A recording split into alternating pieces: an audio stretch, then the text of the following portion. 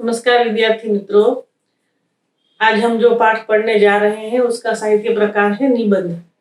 और इस पाठ के गद्य के निबंध के लेखक है डॉक्टर चंद्रकांत मेहता। निबंध का शीर्षक है भीतरी समृद्धि। तो जैसे कि उससे पता चल रहा है शीर्षक से ही कि ये हमारे मन की समृद्धि की बात हो रही है। डॉक्टर चंद्रकांत मेहता जो है उनका थोड़ा सा परिचय देख लेते हैं। वैसे वो मूल रूप से गुजराती रहे। चंद्रकांत मेहता गुजरात विश्वविद्यालय के पूर्व उपकुलपति थे और बहुमुखी प्रतिभा के धनी। डॉक्टर मेहता की मातृभाषा गुजराती थी, फिर भी उन्होंने संस्कृत, प्राकृत तथा हिंदी सभी भाषाओं पर उनका अधिकार था। वो समान रूप से सभी में लिखते थे।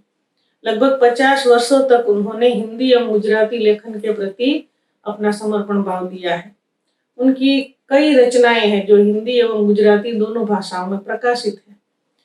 साथ साथ चल रही किरण निबंध संग्रह पर उनको भारत सरकार द्वारा नेशनल अवार्ड मिला है। और इसके अलावा उत्तर प्रदेश हिंदी संस्थान लखनऊ ने गुजराती हिंदी की सेतु रूप सेवाओं के लिए उनको सौहार्द सम्मान दिया है। अन्य कृतियों में दिया जलाना कब मना है और दिशांतर जरा ठहर जाओ, अन्वेषक और अन्य आदि उनके प्रमुख निबंध संग्रह। प्रस्तुत निबंध जो है उसमें लेखक ने जो मुख्य बात बताने की कोशिश की है वो ये है कि चाहे जितना धन कमाओ, चाहे जितना ऊंचे महल बनाओ, लेकिन फिर भी बहुत सारे ऐशो आराम आपको मिल जाएंगे, भौतिक सुख मिल जाएगा, लेकिन इससे जो है मन जो है हमारा वो सुख नहीं पाता है। यानी जब तक भीतर की शांति नहीं होती है तब तक ये सारे ऐशो आराम जो है वो बेकार है, व्यर्थ है। ये खूब पैसे कमाने से, खूब रुपए कमाने से सुख नहीं मिलता है। हाँ, ये है कि सुख, भौतिक सुख जरूर मिल जाता है, लेकिन जो जीवन का असली सुख होता है वो इससे नहीं मिलता। ये बताने की लेखक कोशिश कर रहे हैं। तो एक उदाहरण दिया है उसमें इन्होंने, लेखक ने, बहुत अच्छा है, सुंदर है, जॉन डंकन का, वो भी हम देखेंगे बाद में। शुरुआत करते हैं। कुछ ऐसे वाक्य है इसमें, बहुत ही सुनहरे वाक्य है जो कि कई बार, ज्यादातर हर बार इसमें से एकाध वाक्य तो आशय स्पष्ट कीजिए उसमें पूछा जाता है। तो जो सेंटेंस है वो मैं बीच बीच में आपको बताती जाऊंगी, उसको आप नोट करते जाइएगा और उसको जरूर पढ़िए ध्यान से। तो पहला ही वाक्य है कि जब द्रव्य भक्ति बढ़ती है तो जीवन भक्ति कम हो जाती है। ये प्रश्न पूछा जाता है कई बार कि जीवन भक्ति कब कम हो जाती है, तो जवाब है उसका जब द्रव्य भक्ति बढ़ती है। जब लोग अमीर बनने के कृत्रिम चाव में फंस जाते हैं तब अंतःकरण की अमीरी की सुगंध जो है वो खो देते हैं। तृष्णा तो परंपरागत डाकू रानी होती है। ये सेंटेंस भी पूछा जाता है। तृष्णा परंपरागत डाकू रानी होती है। जब तृष्णाएं बढ़ती है तो मनुष्य की नेकी को समाप्त होते देर नहीं लगती। तृष्णाएं यानी हमारे मन का जो इच्छाएं हैं, मोह है, उसकी ओर संकेत हो रहा है कि हमें और ज्यादा कुछ ना कुछ चाहिए ही होता है। कभी भी हमारी तृष्णाएं खत्म ही नहीं होती, इसलिए उसको परंपरागत डाकू रानी कहा है। मनुष्य के लिए वैसे जीवन जीना कोई मुश्किल काम नहीं है, लेकिन पवित्रता पूर्वक जीना बहुत मुश्किल है। कि हम अपने जीवन को इस तरह से जिए कि, कहने का तात्पर्य यहाँ ईमानदारी से, तो ये बहुत मुश्किल है। इसलिए एक वाक्य और कहा है इन्होंने कि धन सुख का जादूगर भी है और शांति का डकैत भी। धन आता है तो जादूगर की तरह, जैसे जादूगर लकड़ी फेंकता है और चारों ओर सुख वैभव छा जाता है, वैसे ही धन से सुख वैभव मिल जाता है, लेकिन हमारे जीवन की शांति जो है वो खो जाती है। इस सेंटेंस के द्वारा ये कहना चाहते हैं। इसलिए आज तक लेखक कहते हैं कि कोई दर्जी, कोई टेलर जो है वो ऐसा अंगरखा, ऐसा कपड़ा बना नहीं सका है कि जिसे पहनकर व्यक्ति की तृष्णा जो है वो समाप्त हो जाए। कभी खत्म होती ही नहीं है हमारी तृष्णाएं। हमें हर वक्त जीवन में कोई ना कोई अधूरप लगती है कि अभी मेरे पास ये नहीं है, अभी मेरे पास ये नहीं है। कहा जाता है कि पोम्पी नगर के खंडहरों में जब खुदाई की गई, उस समय वहां से एक नर कंकाल मिला था। उसके हाथ की मुट्ठी जो है वो खोलने में बड़ा प्रयत्न करना पड़ा, और जब मुट्ठी खोली गई तो उसके अंदर, उस मुट्ठी के अंदर जो है उस व्यक्ति के, उसमें उसने सोना पकड़ रखा था। हमारा लोभ जो है, हमारा मोह जो है रुपये पैसे धन दौलत के प्रति कितना है, ये लेखक बताना चाहते हैं। और भी एक इसी प्रकार का उदाहरण है कि एक व्यापारी जो है अपनी अंतिम सांसें ले रहा था, तब उसने अपने तकिए के नीचे पैसों से भरी थैली रखी थी, जो अंत में वो सबको देने से इनकार कर रहा था कि वो मैं नहीं दूंगा, ऐसे मजबूती से पकड़ रखी थी। मतलब कि मरते दम तक हम धन और रुपये पैसों का मोह जो है वो त्याग नहीं सकते हैं। पहले एक जमाना था कि हम लोग जो है त्यागने में ही जीवन की समझते थे कि भाई त्याग ही है सब कुछ, लेकिन अब ऐसा नहीं है। अब क्या है कि पहले हमारा देश जो है वो सोने की चिड़िया कहा जाता था, लेकिन अब ऐसा नहीं रहा। अब क्या हुआ है कि आप देखिए, अमीरों की पारिवारिक समस्या जो है, अब उसको दर्शाते हुए धारावाहिक सीरियल्स जो आते हैं, लेखक ने उसका उल्लेख किया है कि टीवी में, टेलीविजन में कुछ ऐसी धारावाहिक आती है जिसके अंदर अमीरों की समस्याएं दिखाई जाती है, जिसके अंदर कुछ अमीर औरतें जो है वो बहुत अच्छे अच्छे सुंदर कपड़े पहने, साड़ियां पहने, बहुत महंगे महंगे गहने पहने घर में घूमती है और ऐसे ऐसे षड्यंत्र करती है कि जिसके अंदर संस्कृति और संस्कार जैसा कुछ भी नहीं होता है। हालांकि हम कहते ये है कि ये सीरियल्स जो है हमारे संस्कार दिखा रही है, लेकिन उसके अंदर संस्कार जैसा कुछ होता ही नहीं है, क्योंकि वो ऐसे ऐसे षड्यंत्र करती है। ऐसी औरतें जो खूब गहने कपड़े अच्छे अच्छे सुंदर सुंदर पहने होती है। मतलब कि हमारी जो परंपरा है, हमारी जो, हम कहते हैं कि हमारी परंपरा है, लेकिन ऐसी परंपरा हमारे देश की कभी नहीं थी। पहले हम लोग जो है त्याग द्वारा आनंद की प्राप्ति करते थे, कि त्याग देते थे सब कुछ। हमारे जो ऋषि मुनि है वो तो जंगलों में रहते थे, उनको कोई दुख नहीं था क्योंकि उनके पास शांति थी। और अब क्या हो गया है कि अब भोगने के बाद फेंक देना, ये हमारा जीवन का मूल मंत्र हो गया है। इसलिए लेखक हमें ये समझाने की कोशिश करते हैं कि भौतिक सुख में वो आनंद नहीं है जो मन की शांति में होता है। इसलिए आज के जीवन में धन ही हमारे जीवन का नियंत्रक बल बन गया है। यह सेंटेंस भी कई बार पूछा जाता है। क्या है कि मनुष्य की वृत्ति और प्रवृत्ति दोनों बदल गई है, दोनों अलग अलग है। यानी जो अमीर है वो ज्यादा अमीर बनने के लिए पैसा कमाता है, जो गरीब है वो अच्छे कपड़े पहनने के लिए पैसा कमाता है। जरूरत दोनों को है रुपयों की, कोई भी ऐसा नहीं है जिसको रुपये नहीं चाहिए। गरीब स्वयं खून पसीना एक करके धन कमाता है, रुपये कमाता है, और अमीर क्या करता है, वो स्वार्थ से, यानी कि दूसरों को उल्लू बना करके धन कमाता है। वैसे गरीब का तो गहना ही उसकी इज्जत होती, उसका स्वाभिमान होता है। लेखक कहते हैं कि वो यही कमा ले अपना स्वाभिमान तो भी बहुत है। जब तक पैसों की खोज नहीं हुई थी ना, तब तक मनुष्य अंदर से बहुत अमीर था, क्योंकि तब ऐसा कुछ था ही नहीं कि रुपये हैं तो मुझे चाहिए, पैसे बहुत ज्यादा चाहिए, ऐसा कुछ। यानी पैसे की खोज नहीं हुई थी तो लोग जो है अंदर से बड़े अमीर थे, एक दूसरे की मदद करते थे, उसके लिए जीते थे। लेकिन फिर धीरे धीरे ये सब लुप्त होता गया और हम पैसों के पीछे ही भागने लगे। एक लेखक के शब्द लेखक कहते हैं कि ध्यान देने योग्य। उसने क्या कहा है कि सहृदय, आत्मीयता, आशा, उल्लास तथा प्रेम ही वास्तविक धन है। ये प्रश्न भी पूछा जाता है कि वास्तविक धन कौन सा है, तो कहा है सहृदयता, आत्मीयता, आशा, उल्लास और प्रेम, ये चीजें जो है ना वही वास्तविक धन है। इसके अलावा इस पृथ्वी में कोई चीज ऐसी नहीं है जो आपको शांति दे सके। हम लोग क्यों भागते हैं रुपयों के पैसों के पीछे, कि हमें पृथ्वी का एक छोटा सा टुकड़ा चाहिए, एक अंश चाहिए जो मेरा हो। लेखक कहते हैं क्या जरूरत है, इतनी बड़ी पृथ्वी है, सब मेरी ही तो है, तो फिर एक टुकड़े को पाने के लिए मैं इतना परिश्रम क्यों करूं। भगवान ने इतनी सुंदर पृथ्वी दी है, उसको मैं थोड़ा सा हिस्सा भले ही किराए पर लेकर रहूं, पर अच्छे से रहूं, शांति से रहूं। क्योंकि जरूरी ही नहीं है कि वो संपत्ति मेरी ही कहलाए, क्योंकि वैसे देखा जाए तो ये पूरी पृथ्वी हमारी ही संपत्ति है। ईश्वर ने हमें इतनी अच्छी अच्छी चीजें दी है, लेकिन हमारा मन जो है वो हमेशा इन चीजों को छोड़ करके भौतिक सुख के पीछे भागता है। ईश्वर ने क्या दिया है कि मेरा मन जो है वो कहाँ सुख पालेगा? तो ताजगी भरी सुंदर हरी घास पर छोटे बड़े पौधे, मैदान में लगे हुए कीर्ति स्तंभ, सुंदर बारीक कारीगरी वाले शिल्प, ये सारी चीजें बहुत अच्छी है। तो जहाँ है वहां अच्छी लगती है, उसे मुझे अपने घर क्यों ले जाना है? हमें तो जहां पर ये चीजें हैं वहां से उठाकर उसको खरीद कर अपने घर में ले जाना है।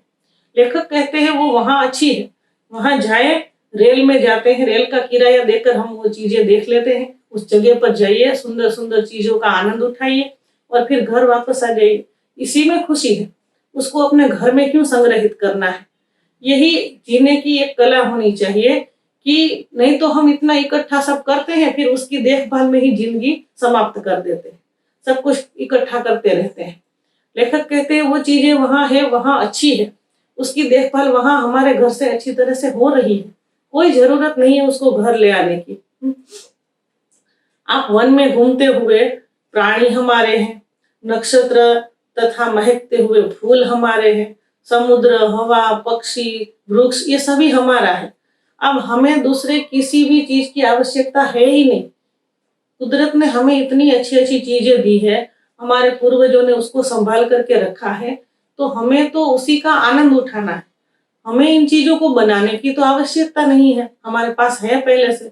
हमें सिर्फ केवल अन्न व वस्त्र प्राप्त करने की ही आवश्यकता है। दो ही चीजें हैं जिसके लिए हमें परिश्रम करने की जरूरत है, और वो है अन्न और वस्त्र। तो क्या इसको पा करके हम खुश नहीं रह सकते? और इतना प्राप्त करना तो धरती पर कुछ मुश्किल नहीं है, बहुत आसान है।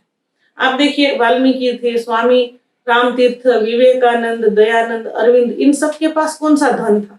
वो कौन से इतने अमीर थे? लेकिन फिर भी आप उसे गरीब भी नहीं कह सकते, क्योंकि वो कैसे गरीब नहीं थे कि उनके पास जो था वो शायद हमारे पास नहीं है। उनके पास मन की शांति थी, विचारों की उदारता थी। तो ये यही चीजें मुख्य है, धन जरूरी नहीं है, फिर भी हम आज उसको याद करते हैं, उनके विचारों को याद करते हैं। तो ये बात है। तो ऐसे लोग होते हैं जो भाग्य के सृष्टा होते हैं, अपना भाग्य खुद बनाते हैं। उनके लिए पद आवश्यक नहीं होता है, वो खुद अपने अपने आप को ऊपर उठाना चाहते हैं। तो ऐसे लोगों में एक व्यक्ति का नाम लेखक लेते हैं कि जॉन डंकन।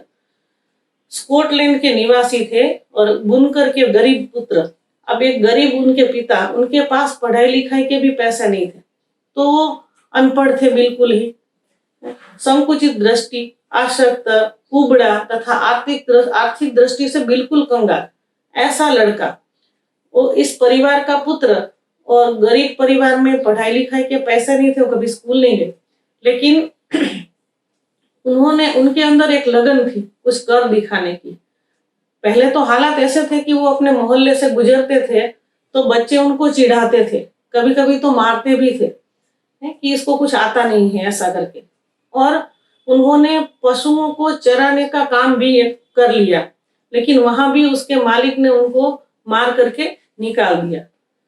इसके बाद डंकन जो है वो एक बुनकर का काम करने की जगह काम पे लगे, काम सीखने गए, बुनकर का, बुनाई का, जिसको आप कपड़ा बुनना कहते हो।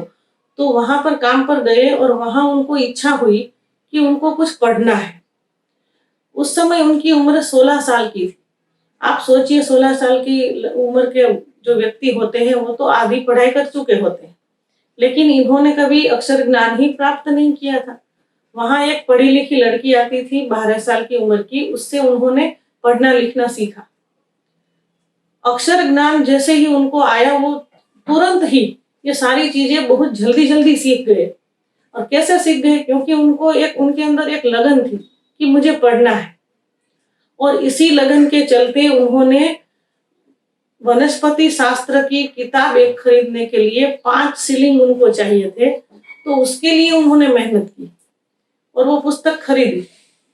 अब वनस्पति विज्ञान, वनस्पतियों के बारे में वो जंगल में बहुत घूमते रहते थे बचपन में, तो उनको उनके बारे में बहुत कुछ मालूम था, पेड़ पौधों के बारे में बहुत जानकारी थी।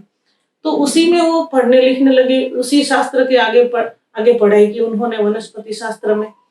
और इतनी लगन के कारण ही करीब 80 साल की उम्र में भी जब उनको एक किताब लिखनी थी, तो उसके लिए कुछ उनको अध्ययन करना था, तो वो उस पढ़ाई के लिए 12 मील तक चले 80 साल की उम्र में। स्फूर्ति थी, शरीर भले ही अशक्त था, दुबले पतले दिखते थे, जीर्ण शीर्ण कपड़े होते थे उनके, दिखावा इतना नहीं था। कोई ये कहे नहीं कि ये वनस्पति शास्त्र का महान वैज्ञानिक जॉन डंकन है, किसी को मालूम नहीं था। लेकिन इसी व्यक्ति ने बहुत सारी किताबें लिखी वनस्पति विज्ञान की, और इतना सारा लिखने के बाद वो जरा भी प्रसिद्धि नहीं चाहते थे। पर एक बार उनको एक अमीर आदमी मिला जंगल में गुजरते हुए, तो उस आदमी को जब पता चला कि ये तो महान वनस्पति वैज्ञानिक जॉन डंकन है, तो उन्होंने उसके जीवन के बारे में अखबार में लिख दिया, प्रसिद्ध हो गए। और जब लोगों को पता चला कि इतना बड़ा वैज्ञानिक जो है वो ऐसी हालत में रहता है, तो लोगों ने उसके नाम से कई सारे चेक भेजे, रुपये भेजे।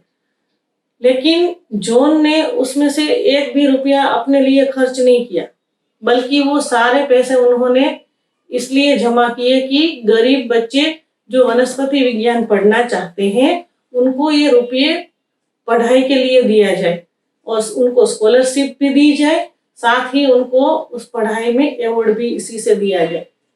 आप देखिए, जिसके पास कुछ भी नहीं था उसको जब इतने सारे रुपये मिल गए, फिर भी उनको रुपये पैसों का जरा भी मोह नहीं था। ऐसे लोग जो होते हैं उनको मैंने कहा कि पद का मोह नहीं होता, वो अपने आप को ऊपर उठाना चाहते हैं, और इसके लिए रुपये पैसों की कोई आवश्यकता नहीं होती। हम अगर चाहें तो अपनी मन की शक्ति से अपने आप को आगे बढ़ा सकते हैं, लेखक ये कहना चाहते हैं। तो ये डंकन के बारे में लेखक ने उदाहरण देकर ये बताया है कि दुर्बल व्यक्ति, जीर्ण शीर्ण कपड़े हो, वो व्यक्ति भी एक ग्रंथ खरीदने के लिए जिसको 5 शिलिंग जमा करने थे, ऐसा व्यक्ति जब इतना बड़ा वनस्पति वैज्ञानिक बन सकता है, तो हम क्यों नहीं आगे बढ़ सकते। जरूरी ये है कि हम भौतिकता के पीछे भागना छोड़ दें। भारत के ऐसे कई महापुरुष हुए हैं जो कि इतने अभाव, इतनी कठिनाइयों के बीच रहते हुए भी, जैसे दलदल में कमल खिलता है, वैसे ये महापुरुष जो है वो आगे बढ़े और अपने क्षेत्र में उन्होंने मूल्यवान प्रदान किया है। ऐसा नहीं है कि अमीर व्यक्ति होता है वही महान बन सकता है। गरीब व्यक्ति जो है वो अपनी मन की शक्ति से आगे बढ़ सकता है। धन के लिए उन्होंने कभी भी अपने धर्म को लज्जित नहीं किया, ऐसे महापुरुषों ने, कि भाई धन चाहिए, और धन मिल जाता है तो अपना कर्तव्य हम भूल जाते हैं। इसलिए ऐसे लोग जो है उन्होंने कभी भी द्रव्य के लिए, रुपयों के लिए अपनी नीयत खराब नहीं की, और कभी भी पद के लिए अपनी प्रतिष्ठा के साथ कोई छेड़छाड़ नहीं की। पद नहीं चाहिए, कोई बात नहीं, भले ही ऊंची कुर्सी ना मिले, लेकिन अपना व्यक्तित्व ऊंचा होना चाहिए, ये महत्व की बात है। और मनुष्यत्व अर्थात उदारता तथा उदारता, ये 2 शब्द ऐसे हैं, उदारता और उदारता। लेखक ने लिखा है कि ये हमें मिले हुए दैवीय वरदान है, खुद ईश्वर ने ये वरदान हमें दिया है। इसलिए तो मुंशी प्रेमचंद ने भी कहा है कि मनुष्य यदि उदार बनता है तो देवदूत, और नीच बनता है तो शैतान। और सोक्रेटिस ने भी यही कहा है, यही बात कही है कि सम्मान पूर्वक जीने के लिए सबसे सरल और आवश्यक उपाय क्या है, तो ये है कि आप जैसे हो वैसे ही दिखो, यानी जैसे भीतर से हो वैसे ही बाहर भी दिखो, और बाहर जैसे दिखते हो वैसे ही भीतर भी बनो। यानी हमारी करनी और कथनी दोनों एक होनी चाहिए, उसमें कहीं भी दिखावा नहीं होना चाहिए। तो जरूरी क्या है कि वास्तव में मनुष्य खुद अपना विरोधी होता है। लेखक कहते हैं कि खुद का विरोधी होता है। कैसे? तो अपने ही सद्गुण जो होते हैं वो हमें दिखाई नहीं देते, क्योंकि उसके पीछे स्वार्थ आ जाता है। सद्गुण को हम उससे ढक देते हैं स्वार्थ से। इतना स्वार्थ हमारे अंदर आ जाता है कि हम खुद को ही उससे छलनी कर देते हैं। तो आवश्यक क्या है कि जीवन भर हमें क्या करना है, श्रीमंत बनना है, लेकिन कहाँ से? अंदर से। धन से श्रीमंत नहीं बनना है, अमीर बनना है, लेकिन पैसों से नहीं, पैसे बचाने की नहीं, बल्कि पैसे बचाने की कला हमें आनी चाहिए। और वो है कि हम मन से श्रीमंत बने। तो ये लेखक जो है चंद्रकांत मेहता, वो हमें ये समझाने की कोशिश कर रहे हैं इस निबंध में। भीतरी समृद्धि मतलब हमारे मन की समृद्धि। तो अब मुझे समझती हूँ कि आपको ये निबंध समझ में आ गया होगा। एक बार इसको पढ़ लीजिएगा निबंध को। इससे क्या होगा कि कोई वाक्य छूट जाता है तो आप उसको याद कर सकते हो, उसको समझ सकते हो। और 2-4 वाक्य जो मैंने आपको कहे वो आप आशय स्पष्ट कीजिए में पूछे जाते हैं, प्रश्न में भी पूछे जाते हैं। तो इसको भी ठीक से याद कर लीजिए। तो अब हम यहाँ पर ये निबंध पूर्ण करते हैं। आप सबको मेरी ओर से बहुत बहुत शुभकामनाएं। धन्यवाद।